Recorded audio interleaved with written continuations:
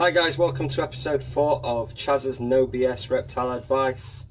I'm blown away by the amount of support that the project has garnered thus far.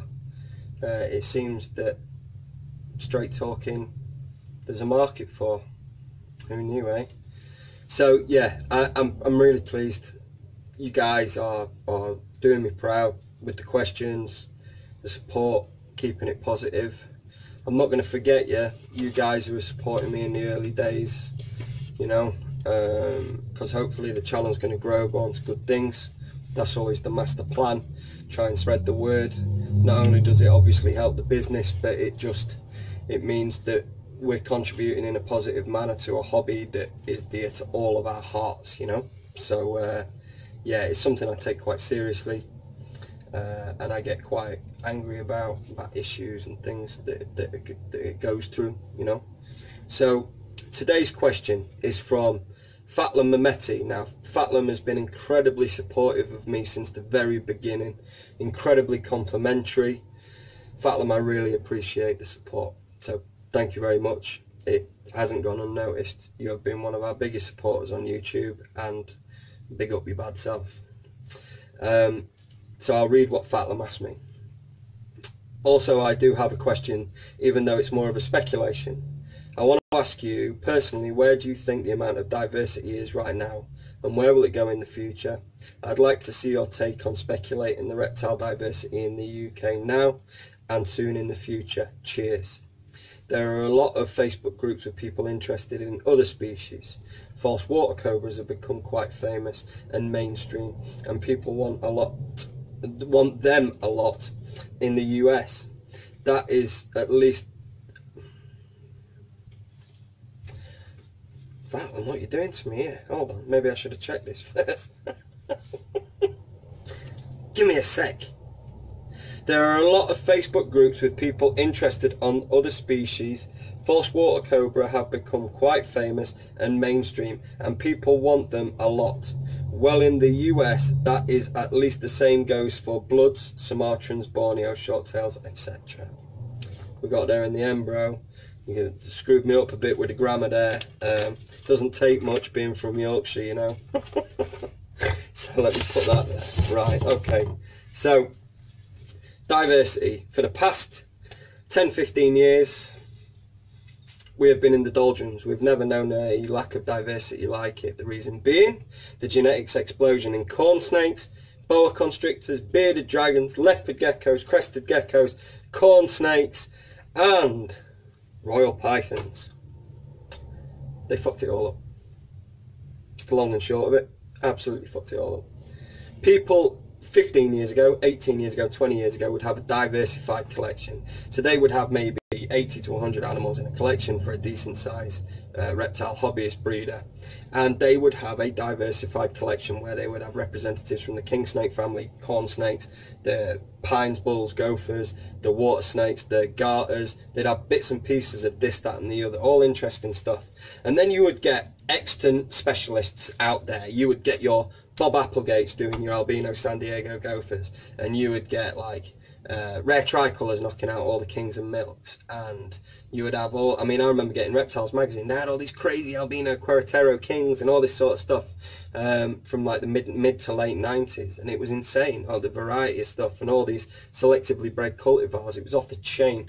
I remember as well that I used to go to the IHS show, which was at the Allenwell Sports Hall in Cannock, Staffordshire, and I used to walk in, and if I wanted a bull snake, there'd be somebody for my poison. If I wanted a Caliber ground python, there'd be somebody else that I could go and see. If I just wanted corns, yeah, cool, I can find them too. The problem was, once people cottoned on to the fact that certain idiots were willing to pay masses and masses and masses of money for a new Technicolor Dreamcoat colour morph, they sold up and they bought into this pyramid scheme. And that's basically how it's been ever since. And the bubble bursting on the royals, the boas sales and boa prices in the UK are at an all-time low. Royal prices are ridiculously low. World's first to fetching next to nothing now.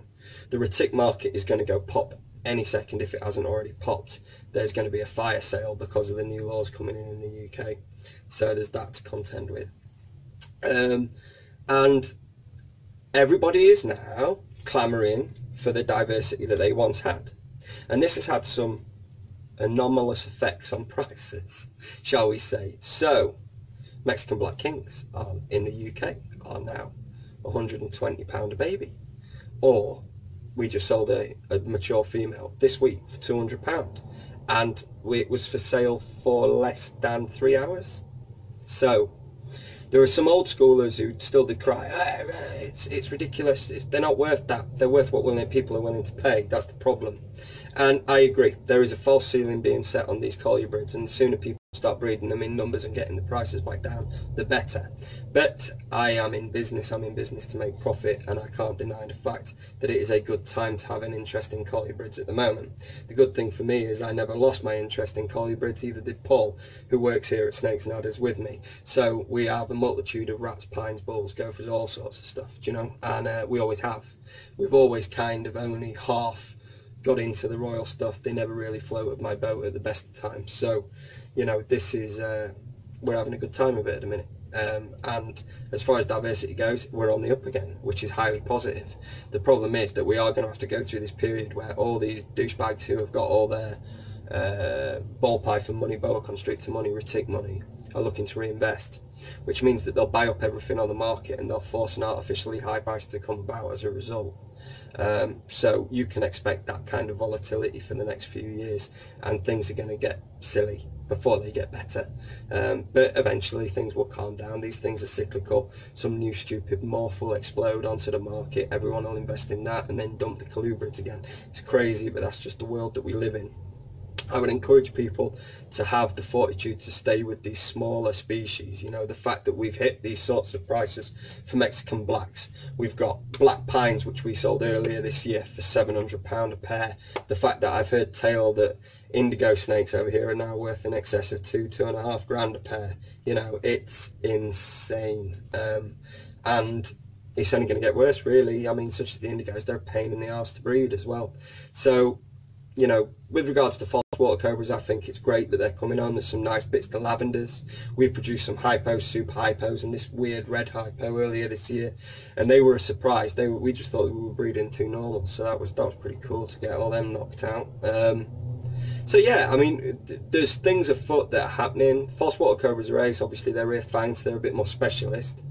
I don't know, you know, Fatlum, whether you want me to talk about the beginners, the intermediates or advanced. And I suppose the diversity has to be grassroots, which is the beginners. I want to see more of trinket snakes, more of brown house snakes, more of American water snakes, garter snakes, gopher snake types, pine snake types. I want the stuff to come through. I want all that gear to kick back in and be able to be available. That's what I want.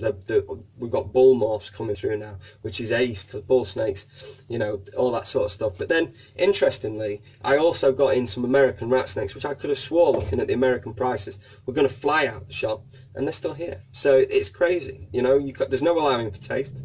American rat snakes are ace, full of personality, really pretty, and yeah, they're just sat here. They'll go eventually, so I'm not concerned. But it's just one of those things where you think you know the market or what it's doing, and then it'll throw something up and just kick you in the balls. It does it all the time. So yeah, diversity's on the up. This is a good thing.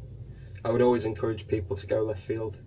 There's too many people who are sheep that will stay safe, follow the crowd, not test themselves, not push the boundaries, and not try and learn and deepen knowledge pools of genus that we don't work with as commonly. Where are the African mole snakes? They're not hard to keep. Pseudaspis carna, they're a fantastic snake.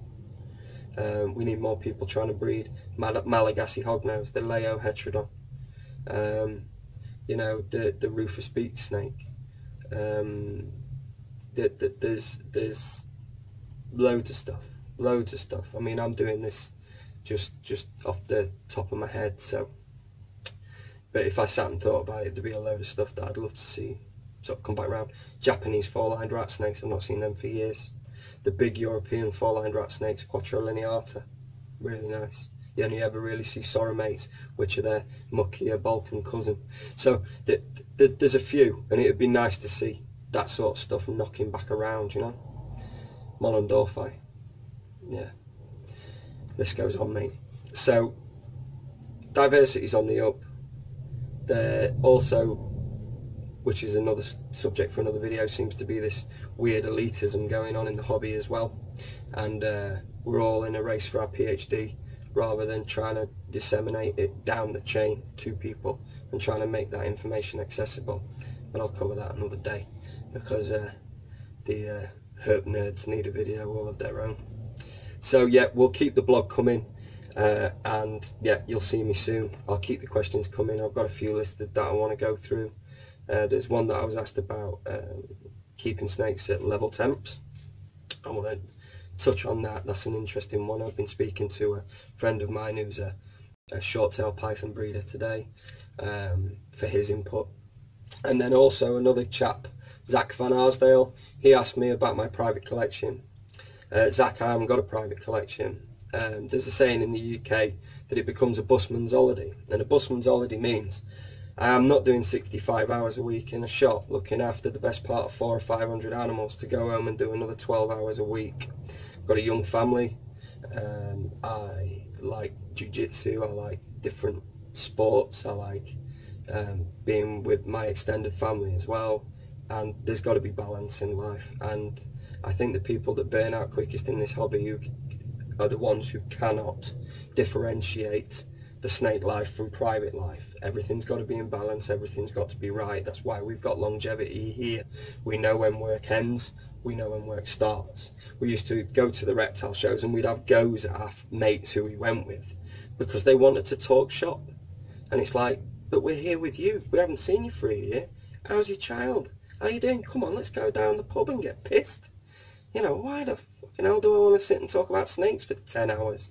You know, this is kind of where the balance has got to be struck, and people do burn out because you can only be so interested for so long. You've got to have balance. So I am 10-12 years out of having a private collection. I consider the shop my private collection. I treat them as they were my pets, and you know, that's what I do, and that's how I make sure that these videos and me having the motivation to help you is maintained. If I was doing this at home and felt like it never ended, I would soon get fed up and I wouldn't be able to sustain this. So my lack of private collection, no doubt, is your guys' benefit. So remember, if there's any more questions you want to ask, things that you would think would make interesting video content, anybody who wants to add any sort of comments, feel free. Yeah, we'll keep it rocking and rolling, and thanks for your continued support. And Fatlum, thanks again for your support, buddy. Cheers.